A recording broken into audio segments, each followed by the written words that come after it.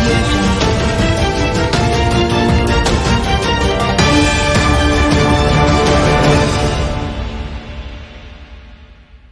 வணக்கம்.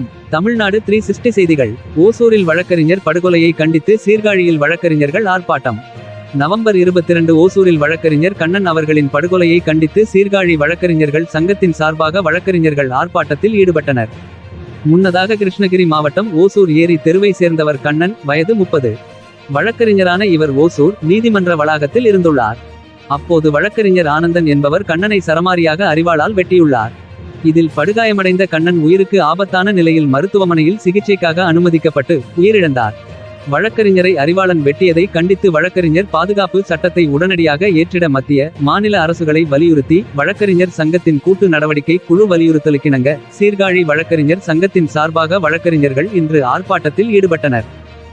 ஆர்ப்பாட்டத்தில் சங்க தலைவர் ஜீவானந்தம், செயலாளர் மணிவண்ணன், பொருளாளர் ராம்குமார், மூத்த வழக்கறிஞர் வீரமணி, அப்துல்லாஷா, வழக்கறிஞர்கள் பன்னீர், கார்த்தி, குமரேசன், பிரபாகரன், ராஜேஷ், செந்தில், கமலி, சுதா, துணை செயலாளர் பாலசுப்பிரமணியன் மற்றும் பலர் கலந்து கொண்டனர். தமிழ்நாடு 360 செய்திக்காக சீர்காழியிலிருந்து செய்தியாளர் ஜோசப்.